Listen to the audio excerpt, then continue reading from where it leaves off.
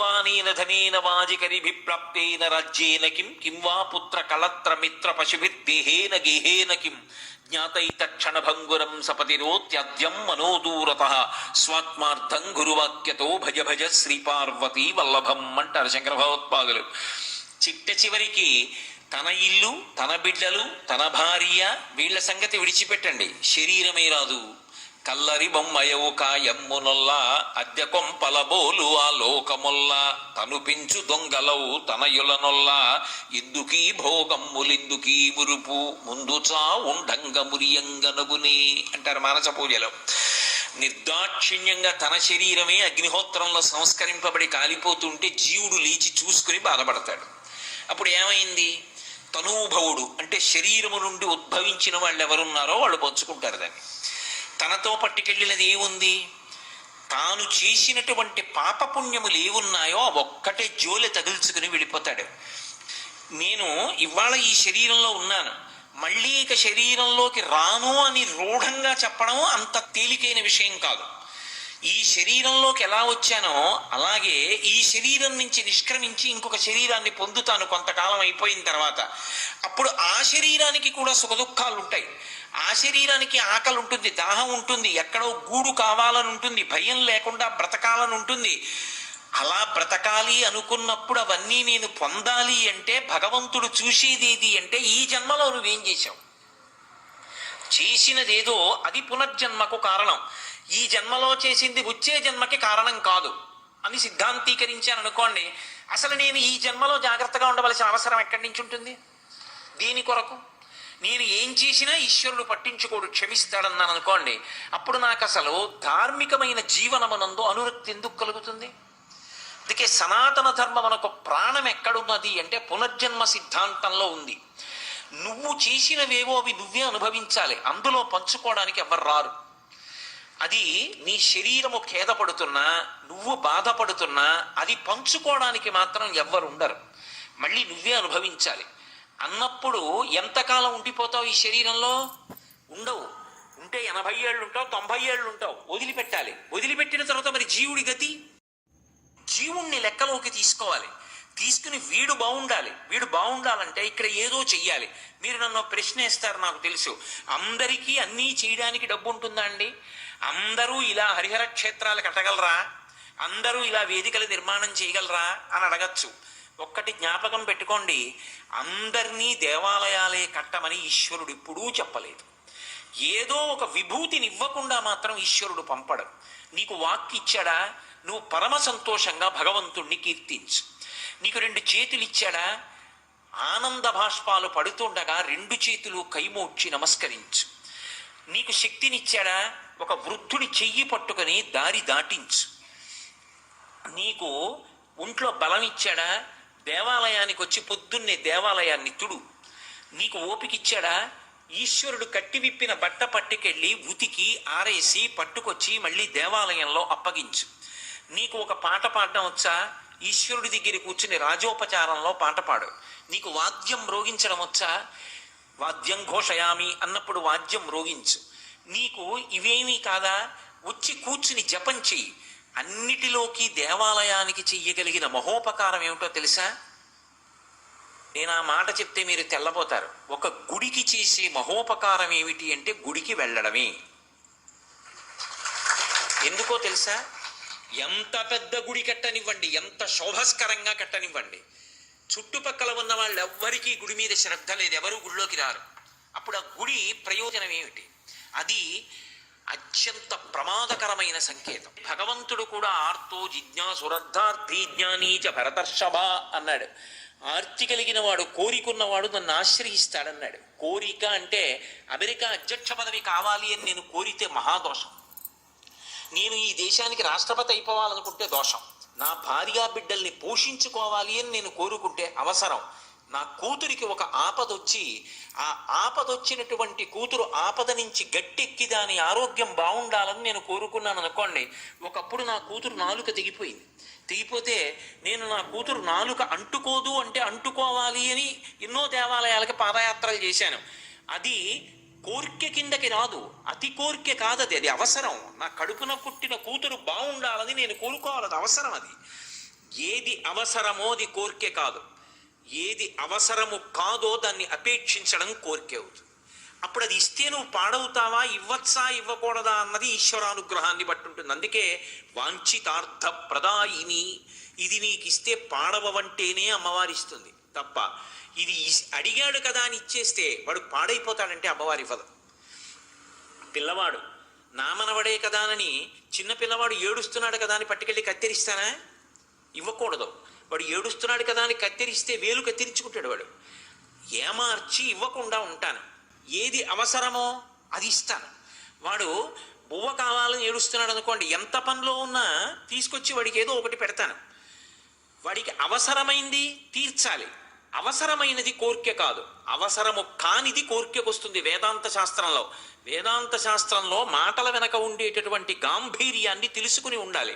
కాబట్టి మనకి కావలసినటువంటి ప్రాథమికమైన అవసరములు కూడా తీరలేదనుకోండి, తినడానికి అన్నం కావాలి, బట్ట కట్టాలి, ఉండడానికి ఒక ఆవాసం ఉండాలి. ఇవి ప్రాథమికమైనటువంటి అవసరాలు. ఇవి లేవనుకోండి, ఇది ఎవరికి లేవో వాడు కేవలం వాడొక్కడే దుఃఖపడడం, వాడిని ఆశ్రయించి ఉన్న వాళ్ళందరూ దుఃఖపడతారు. వాడి భార్య, వాడి బిడ్డలు, వాడి బంధువులు, వాడి స్నేహితులు అందరూ బాధపడతారు. అయ్యో పాపం వాడికి అన్నం లేదురా, తినడానికి అన్నం లేదురా, మొహమాటస్తుడు, ఎన్నాళ్ళు మనం పెడతాం, అసలు తిన్నాడో తినలేదో, ఇవాళ భోజనం చేశాడో చేయలేదో, ఎంత బాధపడతారు. అది అమ్మవారు ఐశ్వర్యాన్ని ఇచ్చేటప్పుడు దేని కారణంగా ఇస్తుంది అంటే పరాశర భట్టర్లు అంటున్నారు, ఈ పునర్జన్మ సిద్ధాంతాన్ని ప్రాతిపదిక చేసి మాట్లాడుతున్నారు ఆయన. ఏదో కేవల శ్లోక రచన కాదు, మహాత్ములు చేసినటువంటి శ్లోకాలు పరమ ప్రామాణ్యములై ఉంటాయి. యద్రూభంగా ప్రమాణం స్థిరచర రచన తారతమ్యే మురారే. ఒకడు మహదైశ్వర్యవంతుడయ్యాడు, ఒకడు నిరుపేద అయ్యాడు. సృష్టిలో ఈ భేదం ఎందుకు రావాలి? అమ్మవారు పరమకారుణ్యమూర్తి కదా, అందరికీ సమానంగా ఇవ్వచ్చు కదా అంటే అది ఆవిడ దోషం కాదు. ఇవ్వడానికి ఆవిడెప్పుడు సిద్ధమే. కానీ వీడికి ఇచ్చింది వీడెప్పుడూ 10 మంది కోసం ఉపయోగించింది లేదు. తనది తనకే మిగిలిపోవాలని కోరుకున్నాడు తప్ప, తాను ఏదైనా చేస్తే దానికి తనకు ప్రతిఫలం ఉండాలని కోరుకున్నాడు తప్ప నాకు ఏమీ అక్కర్లేదు, నేను ఇది ఈశ్వర ప్రీతి కొరకు చేస్తున్నాను. అందుకే పుణ్యము అన్న మాటకు అర్థం ఏమిటంటే నాకు ఇది కావాలి అని నిజానికి అడగడం. దేనికి చేస్తున్నావు? బ్రహ్మప్రీతం అని ధారబోసే భువనం ఆశ్చర్యము పొంద. పుణ్యము అన్న మాటకు అర్థం ఏమిటంటే నాకు ఇది కావాలి అని నిజానికి అడగడం. దేనికి చేస్తున్నావు? బ్రహ్మప్రీతం అని ధారబోసే భువనం ఆశ్చర్యము పొందగా. దీని చేత పరమేశ్వరుడు సంతోషిస్తున్నాడు. ఈశ్వరుడు నాకు ఇది ఇచ్చాడు. ఈశ్వరుడు అనుగ్రహించి పాత్రత కలిగినటువంటి ఒక వ్యక్తిని కూడా చూపించాడు. ఒక వ్యక్తి ఉన్నాడు, పరమభక్తుడు. ఆయనకు ఆ పూట అన్నం ఏ కారణం చేతనో లభించలేదు, ఆయన లేనివాడు కాడు. కానీ అటువంటి వాడికి అన్నం పెట్టే అదృష్టం నీకు వచ్చింది. ఇప్పుడు అన్నం పెట్టి నువ్వు గొప్ప కాదు, ఈశ్వరుడు అంతటి మహాభక్తున్నొకడిని ఒక పూట నీ ఇంటికి పంపించాడు ఏదో కారణం అడ్డుపెట్టి. ఇప్పుడు ఆయన అన్నం తిన్నాడు. ఆ అన్నం తిన్న కారణం చేత అక్షయ ఫలితాన్ని ఇస్తాడు, తనని నమ్ముకుని బ్రతుకుతున్నవాడు. అటువంటి వాడికి పట్టెడన్నం పెట్టేటటువంటి అవకాశం కల్పించాడు. ఇప్పుడు ఈ పుణ్యం ఒక్కదాన్ని అడ్డు పెడతాడు. అడ్డు పెట్టి కోట్ల జన్మలు కాపాడేస్తాడు. అన్నవస్త్రాలకి లోటు ఇవ్వడు. అందుకే తిథులలో కూడా అన్ని వేళలా అందరికీ అవకాశం ఉండొచ్చు ఉండకపోవచ్చని ఒక్కొక్క తిథిని నిర్ణయిస్తారు. అక్షయ తృతీయ అని మనకు ఒక తిథి వస్తూ ఉంటుంది. అక్షయ తృతీయ నాడు జలకుంభం అంటే కుండలో నీళ్లు పోసి యాలుక గుండ వేసి అది పట్టుకెళ్ళి దానం చేస్తారు. ఎవరైనా చల్లటి నీళ్లు తాగి తృప్తి పొందాడనుకోండి, ఆ తరువాతి కాలంలో వాడు ఏ శరీరంలో ఉండనివ్వండి నీటికి బాధ రాదు. అలక్ష్మి పట్టుకోదు. జ్యేష్ఠాదేవి అంటారు, లక్ష్మీదేవి కన్నా ముందు పుట్టింది ఆవిడ. ఆవిడ పట్టుకుందనుకోండి దుఃఖం అనుభవిస్తాడు. ఆ దుఃఖం అనుభవించవలసిన కారణం తొలగిపోతుంది. అందుకే ఒకడు మహదైశ్వర్యవంతుడయ్యాడు, ఒకడు అవలేకపోయాడు అంటే దేన్ని ప్రాతిపదిక చేస్తుంది ఆవిడ అంటే గత శరీరంలో వాడు ఏం చేశాడన్న దాన్ని ప్రమాణంగా తీసుకుంటుంది. యద్రూభంగా ప్రమాణం స్థిరచర రచన తారతమ్యే పురారే వేదాంతా తత్వచింతాం మురభిదురసి యత్ పాదచిహ్నై తరంతి భోగోపోద్ఘాతకైళీచులిఖిత భగవత్వైశ్వరూప్యానుభావ సనశ్రీ అస్ఫురణీతాం అమృతలహరిధీలంఘనీయై అపాంగై. అమ్మా, నీ ఆ కడగంటి చూపు ఉన్నదే, ఆ చూపు కోసం సమస్త లోకములలో ఉన్నటువంటి జీవులు నీ వంక తిరిగి నమస్కారం చేసి చూస్తూ ఉంటారు. అందుకే ఇందిరా లోకమాత అని అమరకోశం లక్ష్మీదేవిని ఉద్దేశించి కేవలము తన కనుబొమ కదలిక చేత అంతటి ఐశ్వర్యాన్ని ఇవ్వగలిగినటువంటి తల్లి. అటువంటి తల్లి అనుగ్రహం కలగలేదనుకోండి, జీవితంలో బాధపడడంతో సరిపోదు, అది నిందకు కారణమవుతుంది. నేను అన్న మాట మీరు జాగ్రత్తగా పట్టుకోవాలి. లక్ష్మీ కటాక్షం అంటే కేవలం డబ్బు వచ్చి పడిపోవడం ఒక్కటే అని అనుకోకూడదు. లక్ష్మీ కటాక్షమునందు అంతర్లీనంగా ప్రతిపాదింపబడిన విషయం, ఏ కాలమునందు ఏది కలగాలో దేశకాలముల యందు అది కలగకపోతే ఆ వ్యక్తి నిందకి పాత్రుడవుతాడు. తల్లిదండ్రులు కష్టపడి పిల్లవాడిని పెంచి పెద్ద చేసి విద్యాభ్యాసం చేయించారు. వాడు అక్కడికి రాలేదు, వాడొక్క 4 రూపాయలు సంపాదించలేదు. వాడు ఎంత చదువుకోనివ్వండి, ఒక్క రూపాయి కాసు సంపాదించకుండా తిరుగుతున్నాడు అనుకోండి, అమ్మ తిట్టదు. అమ్మ తిట్టినా తాటాకు మంట. అమ్మకి కోపం ఉండదు అసలు. అమ్మ నోటి వెంట ఎప్పుడైనా ఒక నిందావాక్యం వచ్చింది అంటే ఆశీపురస్సరంగా వస్తుంది తప్ప అసలు అమ్మ బిడ్డడు పాడవ్వాలని తిట్టడం అన్న మాట లోకంలో ఉండదు. అటువంటి తల్లిట బాధపడి నింద చేస్తుంది. ఎప్పుడు నింద చేస్తుంది అంటే, వీణ్ణి నేను ఎందుకు కన్నానంటే రెక్కలు అలిసిపోయినప్పుడు ఆయనకి ఆసరా అవుతాడు అని కన్నాను. అందుకే కొడుకు ఎవరు అంటే శాస్త్రం కొన్ని మాటలు చెప్పింది.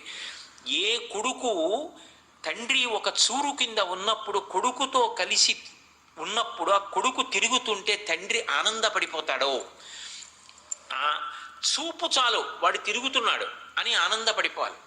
తండ్రి పడుకుంటున్నాడు, కొడుకు వచ్చి ఒక్కసారి కాళ్ళొత్తి వెళ్ళాలి తండ్రి గారికి. తండ్రి శంకరుడు, శివాలయంలో కాదు శివుడు ఉండేది. నమ శంకరాయ వేదం చెప్పింది. శంకరుడు ఎక్కడ తిరుగుతాడు అంటే తండ్రి రూపంలో తిరుగుతాడు. తండ్రి ఆర్తి ఎప్పుడూ శుభాలు చెయ్యాలని ఉంటుంది. నేను పాడైనా పర్వాలేదు, నా కొడుకు సంతోషంగా ఉండాలి అని తండ్రి ఆలోచిస్తాడు. అటువంటి తండ్రి కాళ్ళు ఒత్తడం అంటే పరమేశ్వరుడి కాళ్ళు ఒత్తడం.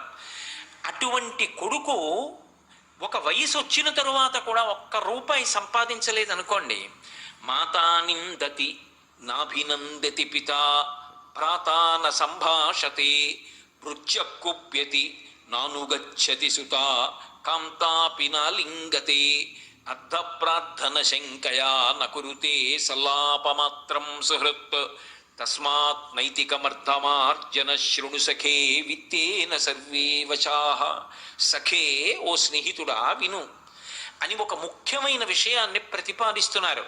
డబ్బు లేకపోతే నిందకి గురైపోతావు. ఎంత డబ్బు అన్న ఆర్తి వద్దు, కానీ సంపాదించాలి, ప్రయత్నం ఉండాలి. ఆ ప్రయత్నం కూడా చేయకుండా ఒక్క రూపాయి సంపాదించకపోతే మాతా నిందతి, అమ్మ నిందిస్తుంది. నాభినందతి పిత, తండ్రి కొడుకుని చూసి సంతోషంగా ఎరా అని ఇలా వెన్నుపమ్మి తట్టడం. నాభినందతి పిత భ్రాతాన సంభాషతే, మేము కష్టపడి సంపాదిస్తాం, వీడొక్క రూపాయి తేడు, అన్నదమ్ములు మాట్లాడరు. భృత్యకుప్యతి, సేవకుడు చెప్పిన పని చేయడు, ఒక్క రూపాయి ఇవ్వలేవు కానీ పనులు చెప్తావా అంటాడు. భృత్యకుప్యతి నానుగచ్చతి సుత, తండ్రి గారి ఇంట్లోకి వస్తూ ఉంటే కొడుకు జలపాత్ర పట్టుకుని ఎదురొచ్చి నాన్నగారు కాళ్ళు కడుక్కోండి అనాలి. ఎదురు రాడు.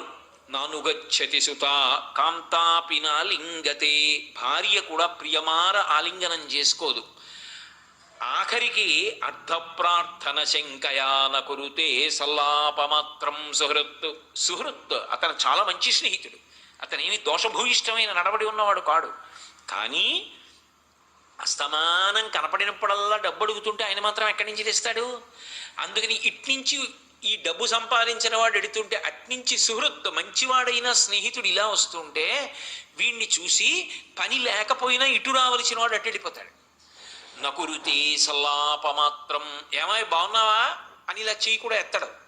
నకురుతే సల్లాపమాత్రం సుహృత్ తస్మాత్ నైతికమర్ధమార్జన శృణు సఖే. కాబట్టి ఓ స్నేహితుడా, డబ్బు సంపాదించు. డబ్బు సంపాదించనన్న మాట అనకు. యవ్వనంలో డబ్బు సంపాదించి తీరాలి. కాబట్టి తస్మాత్ నైతికమర్థమార్జన శృణు సఖే విత్తేన సర్వే వశాః. ఆ డబ్బు చేత లోకమనందు సమస్తమైన సుఖములు కలుగుతాయి. కానీ ఒక్కటి గుర్తుపెట్టుకో, నీతి తప్పి సంపాదించవద్దు. అదే సమస్త దుఃఖములకు కారణమవుతుంది. కాబట్టి సంపాదించేటప్పుడు ఒక్కటి గుర్తుపెట్టుకో, నైతికమర్థమార్జన శృణు సఖే.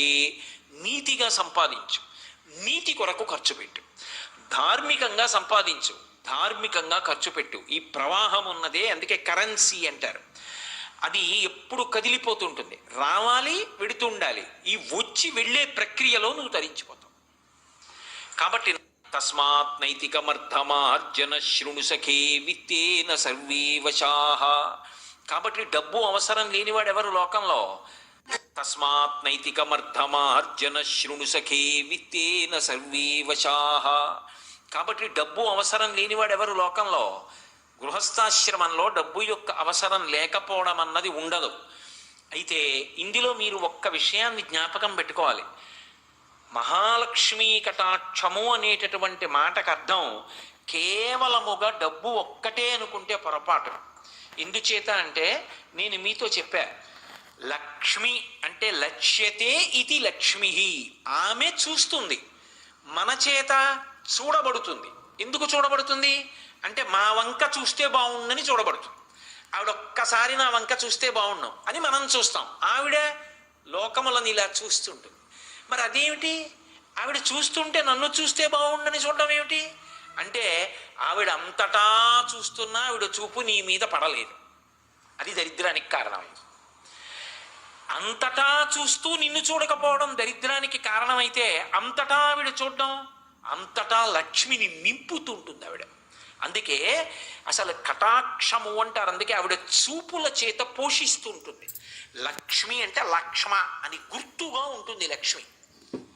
మీకు నేను ఒక ఉదాహరణ చెప్పాలి అంటే, ఒక ఆయన సభలోకి వస్తున్నారు. అబ్బబ్బబ్బా, మహానుభావుడు ఏమి పాట పాడతారండి, గంధర్వగానం అంటాం కదా. ఎంత గొప్పగా పాడతారండి, ఆయన పాడుతుంటే పక్షులు ఆగిపోతాయండి, ఎంత బాగా పాడతారు.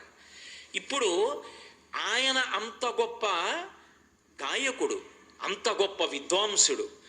ఆయనకి ఒక పాట వలన అంత కీర్తి వచ్చింది. ఇది ఆయన యందు లక్ష్మ కీర్తికి కారణమైంది. అది కటాక్షం. ఆమె ఆయన యందు అలా చేయన కీర్తికి కారణమైంది. ఒక ఆయన సభలోకి వస్తున్నాడు అనుకోండి, మహానుభావుడండి, ఎంతటి పరమభక్తుడండి, ఎప్పుడూ ఈశ్వరుడు ఈశ్వరుడు ఈశ్వరుడు ఈశ్వరుడు, నోరు విప్పితే ఈశ్వరుడు. అసలు ఇంకొకటి అక్కర్లేదండి ఆయనకి, ఎప్పుడు దాని గురించి ఆలోచిస్తూ ఉంటాడు. ఎన్నిటి మధ్యలో ఉన్నట్టు ఉంటాడంతే, సంఘం ఉండదు. ఎప్పుడు ఆలోచన అంతా భగవంతుడి గురించి ఆలోచిస్తాడు. నిద్రపోతుండగా అర్ధరాత్రి లేపండి చెప్పేస్తాడు భగవంతుడి గురించి మీరు ఏమని అడిగితే. నాకు మల్లంపల్లి శరభేశ్వర శర్మ గారని మహానుభావుడు ఒక ఆయన మా ఇంటికి వచ్చి రాత్రి పడుకుని, రాత్రి 2 గంటలకు కూడా కాళ్ళు ఊపుతుంటే మర్నాడు అడిగా ఏమైనా పడుకోలేదా అని. నాకు రాత్రి పార్వతీ కళ్యాణంలో పద్యాలు గుర్తొచ్చాయో అని అవన్నీ చెప్పారు ఆయన. ఒక్కొక్కరు అలా ఉంటారు, రాత్రింబవళ్ళు భగవంతుడి గురించి ఆలోచన చేస్తూ ఉంటాడు. అటువంటి వాడు వస్తున్నాడు అనుకోండి, అబ్బా ఆయన వస్తున్నారు సభలోకి, ఎంత అదృష్టం అంటాం. ఆయన మన ఇంటికి వచ్చారనుకోండి, ఏమి భాగ్యం, ఇవాళ ఇల్లు తరించిపోయింది, అటువంటి వాడింట్లో అడుగు పెట్టాడంటాం. ఆయన వచ్చి అమ్మ కాస్త పట్టెడు అన్నం పెడతారా అని అన్నం తిని వెళ్ళారనుకోండి, ఎంత మురిసిపోతాం. మనం 365 రోజులు తింటాం, కానీ ఆయన వచ్చి తిని వెళ్ళిన రోజేదో అది జ్ఞాపకం ఉండిపోతుంది. మర్రి చెట్టుకి వ్యూహం అంతా చిన్న గింజలో ఉన్నట్టు ఆ వంశం యొక్క అభివృద్ధి అంతా ఆయన వచ్చి తిని వెళ్ళిన ఒక పూట భోజనంలో ఉంది. ఎందుకని? అంతటి భగవద్భక్తుడు. ఆయన భక్తి ఆయన లక్ష్మి, ఆయన లక్ష్మీ కటాక్షం భక్తి. ఈ భూమి ఉందనుకోండి, ఈ భూమికి లక్ష్మి ఓర్పు. ఈ భూమికి ఓర్పు లేదనుకోండి, మనందరం చెయ్యకూడదు ఎన్నో చేస్తూ ఉంటాం, అయినా భరిస్తోంది ఆ తల్లి. ఆ భరించగలగడం భూమికి లక్ష్మి. ఒక్కొక్క దాని యందు ఒక్కొక్క తేజస్సు. అగ్ని ఉందనుకోండి, పచనం చేయడం, కాల్చడం దాని లక్ష్మి. ఒక పొలం దగ్గరికి వెళ్ళారనుకోండి, మంచి పండిన పొలం దగ్గరికి వెళ్ళి ఒడ్డున నించున్నారనుకోండి, ఆకుపచ్చగా నిన్నటి వరకు ఉన్నటువంటి పంట ఇవాళ బంగారు వర్ణంలోకి మారి కంకులు ఇలా కొద్దిగా వంగి గాలికి ఊగుతున్నాయి అనుకోండి, ఆ బాగా పండి ఏపుగా ఉండి ఇక కోతకొచ్చినటువంటి ఆ పొలం, ఆ కంకులు వంగి ఉన్నటువంటి పొలం లక్ష్మి. ఓ చెట్టు బోలెడన్ని కాయలు కాసి కనపడింది అనుకోండి. ఒక వసంత ఋతువులో ఒక మామిడి చెట్టు దగ్గరికి వెళ్ళారు. ఎన్ని కాయలో, చెట్టుకి ఎటు చూసినా కాయలే. అబ్బా ఇన్ని కాయలో అన్నాం. అన్ని కాయలతో ఉన్న చెట్టు లక్ష్మి. ఒక ఆవిడికి పెళ్ళై ఓ 10 ఏళ్ళయింది. 4 పిల్లలు. అమ్మా అమ్మా అమ్మా అంటూ 4 పిల్లలతో వస్తోంది. లక్ష్మి ఆమె పూర్ణత్వాన్ని పొందింది. ఆవిడ అనుగ్రహం ఉంది. ఆవిడ అనుగ్రహం ఉంది కాబట్టి పక్కన పిల్లలు ఉన్నారు. అందుకే పిల్లలతో తల్లి వస్తోంది అనుకోండి, అది గొప్ప శకునం. ఆ కటాక్షం కలగలేదనుకోండి, ఎంత ఐశ్వర్యం ఉన్నా పక్కకెళ్ళి కళ్ళొత్తుకునే వాళ్ళు లోకంలో ఎంతమంది ఉన్నారు. అందుకే ఎక్కడ ఎవరికి ఏది కావాలో అది ఆ సమయంలో దేశకాలాదుల్ని బట్టి అనుగ్రహించబడితే అది లక్ష్మి. అందుకే భర్తృహరి ఒక మాట అంటాడు, ఆపదలందు ధైర్య గుణమంచిత సంపదలందు దాల్మియున్ భూపసభాంతరాళమున పుష్కల వాక్యతురత్వ మాజి మహాపటు శక్తియున్ ఇషమునందు అనురక్తియు ప్రకృతి సిద్ధగుణంబులు సజ్జనాళికిన్ అంటాడు. ఓ ఆపద వచ్చిందనుకోండి, జీవితం అంతా ఎప్పుడు పువ్వుల పాన్ప అలా ఉండదు. నువ్వు తప్పు చేయకపోవచ్చు, అయినా ఆపద వస్తుంది. మన ప్రమేయం లేకుండా వస్తుంది కాబట్టే దానిని ఆపద అంటారు. ఆ ఆపద వచ్చినప్పుడు తాళి తట్టుకుని నిలబడగలగాలి. అలా తట్టుకోలేక నేలబడిపోయాడు అనుకోండి, మృత్పిండం అంటారు. మట్టి ముద్ద కింద పడిపోతే నేల కట్టుకుపోతుంది. అది బంతి అనుకోండి, కింద పడితే పైకి లేస్తుంది. కింద పడిపోకుండా పైకి లేవాలి అంటే ఉత్సాహం ఉండాలి. ఇవాళ ఈ కష్టం వచ్చింది, ఎదుర్కొంటాను, వ్యూహం రచన చేస్తాను, దీన్ని దాటి ముందుకు వెళ్ళిపోతాను తప్ప. అలా తట్టుకోలేక నేలబడిపోయాడు అనుకోండి, మృత్పిండం అంటారు. మట్టి ముద్ద కింద పడిపోతే నేల కట్టుకుపోతుంది. అది బంతి అనుకోండి, కింద పడితే పైకి లేస్తుంది. కింద పడిపోకుండా పైకి లేవాలి అంటే ఉత్సాహం ఉండాలి. ఇవాళ ఈ కష్టం వచ్చింది, ఎదుర్కొంటాను, వ్యూహం రచన చేస్తాను, దీన్ని దాటి ముందుకు వెళ్ళిపోతాను తప్ప ఇక్కడ నేను ఆగిపోని, ఇలా నా ప్రస్థానం ఆగకూడదు, నేను ముందుకు వెళ్ళిపోవలసిందే అంతే అనుకున్నవాడెవడో వాడు శ్రీమాన్.